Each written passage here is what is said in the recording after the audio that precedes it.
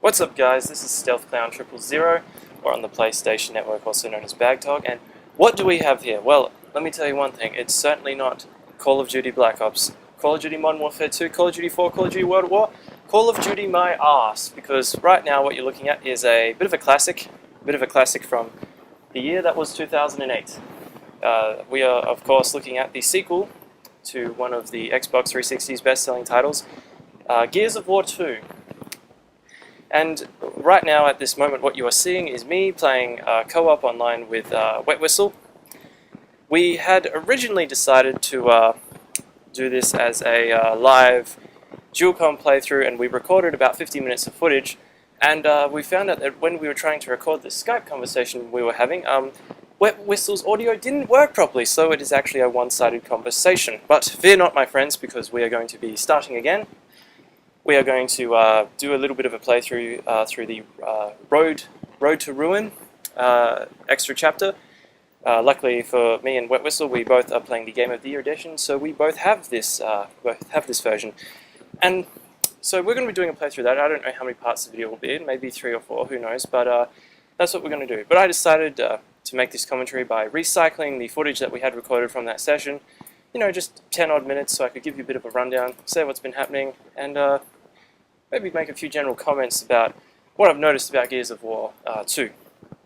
We decided to get in the mood to play this because of Gears of War 3 is coming out this year, I believe, and I had never played a Gears of War game before. So when WetWhistle approached me, he said, "Listen, man, I think it would be a really good idea to do, you know, a bit of a dual com, a little bit of shenanigans in Gears of War 2. I said, "Well, you know what? That's great because, you know, I think it would be a good opportunity to see the reactions of people who haven't really played it that much." WetWhistle does own the game, but he hasn't played it for quite a while, and I've obviously never played it before, and there you can see me quite purposefully blowing up those canisters before enemies had even gone near them. So we decided, you know, we'd make it a bit of a noobish outing, make it a bit interesting, make it a bit different, because, you know, there's only so many times that you can watch a pro play this game before you start to see the same thing over and over again, or hear the same thing over and over again, and certainly with noobs playing, I guess you get a different perspective on this game. And so what have I learned about this game so far? What do I like? Well, I like how it is third person. Now I know you might be thinking, well, that just sounds so basic. Why would we care if it's third person or not, you know? Well, I reckon it has a big, I think it has a big thing to do with the style, specifically the visual style of this game. Now you've got these brilliant character models. I love the over-the-top sort of chunky, you know, all-star quarterback-looking model of the players. And frankly, if you're going to put that much effort into a character profile, and there are sections of the game where you do go it alone, you know, you might as well show off that creativity. You might as well show off that character model. So what better way to do that than by playing the game in the third person? So, yeah, definitely. And of course, if you're going to have a third-person shooter, you've got to introduce some sort of brilliantly constructed cover system, which Gears of War 2 and 1 and 3 will have. And I love it. It's so simple. It's so elegantly simple. I, of course, originally have a PlayStation background, so my first introduction to next-generation third-person shooters was the Uncharted series, which has a similar system, but it's a little bit different. It has its similarities and differences. But I do like the way that Gears really does make a strong effort to make a solid attachment to the coverings, because if you have a third-person cover-based shooter, you want your character model to actually be allowed to attach to cover relatively easily. And I know there are some problems in Uncharted where I've tried to do a very specific movement, like taking cover behind a door or behind a chair or a table, and I've pressed what I thought would be the correct button combination, and my character has done the completely opposite. He's probably jumped off a ledge, lowered himself onto a ladder, or climbed up onto a ledge that I didn't actually want him to go onto. So things like that. I love how the cover system works in this game, and I found that after a while, it took a while to get into the controls. You know, I was able to get into it quite easily, and I found that I was able to get a few headshots long range with the pistol most times, which was good. Now, in terms of story, having never played a Gears title, I was thrown into the foray, so to speak, in the middle.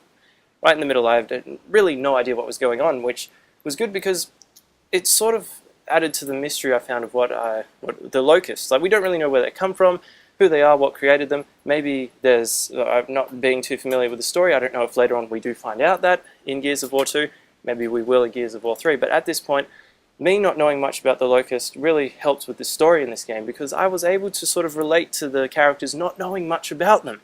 Because it was like, why am I fighting this battle? What am I doing? You know, why am I suddenly being put myself in the middle of this? And it's on a planet which I don't know if it's Earth or not. It's something called Sarah, I think it's called. So it might be a different planet, and I'm sure you Gears of War fans out there will be able to tell me this sort of thing. But yeah, I haven't played much of the campaign. I don't know, I might be about halfway through by now, because after the failure that was me and WetWhistle's first recording, I just said, fuck it, I'm going to play through this game anyway, see how far I can get and whatnot. Here we go, tumbling down the stairs there. You know, and I'm actually quite disappointed that that recording didn't turn out well, because we had a good banter going. You know, some funny stuff was said, and within the first 5 minutes we had made a shaft joke. The very first mission being called Tip of the Spear, and then I made the not too witty comment to WetWhistle that, well, we're starting at the tip, then we've got to work our way down the shaft. And WetWhistle thought that was hilarious. Maybe didn't sound too funny when I explained it like that, but never mind. It doesn't matter. It doesn't matter at all. And of course, WetWhistle and myself had a lot of fun playing with the chainsaws and just general shenanigizing around.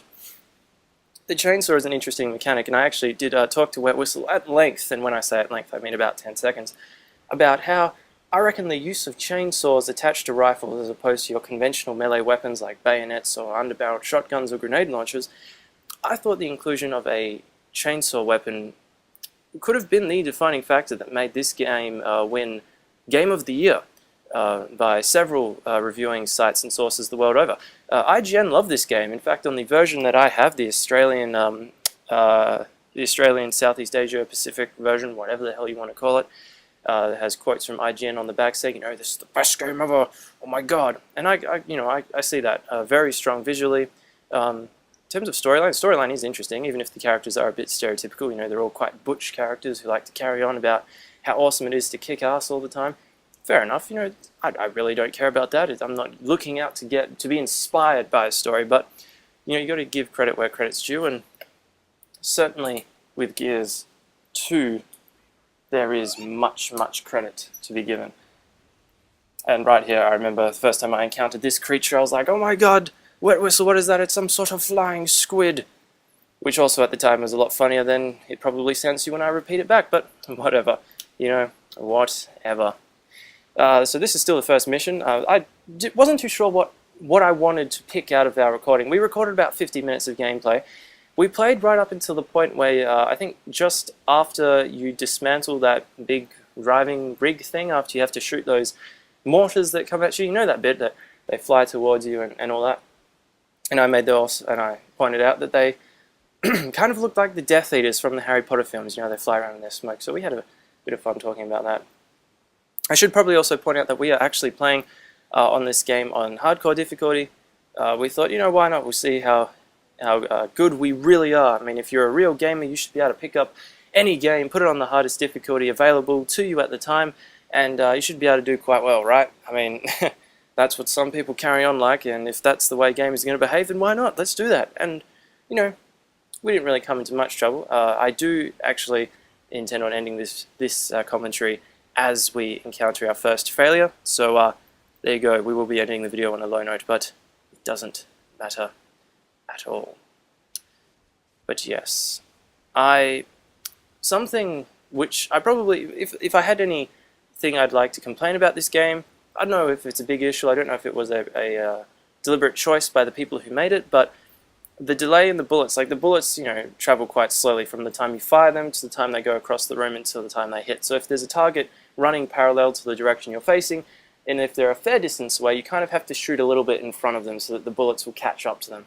You know, not as realistic. I mean, bullets need to travel, you know, the travel speed of a bullet in a small room is quite instantaneous. Over a long distance, you know, traveling at 300 meters a second, whatever, you know, it takes a second to go 300 meters, so, you know, but then again, I'm sure these things aren't exactly easy to program into a game, but that's a small complaint. It's a small complaint about how unrealistic the bullets fired from guns are. But apart from that, I'm enjoying this game so far, and I could certainly see why it would have won Game of the Year. I think our fail is coming up right now as I get a little bit too cocky and I decide I want to chainsaw some people. Down I go, and at this point I'm yelling at WetWhistle to help me up, and there he goes, he helps me up, and I'm just like, I want to get this chainsaw, I want to get this chainsaw. I'm going to get this chainsaw, but no, alas, down we go. And WetWhistle, we failed. But there we go, guys. So you can look forward to a Gears of War Road to Ruin gameplay coming up soon. Thank you very much, and I will see you next time.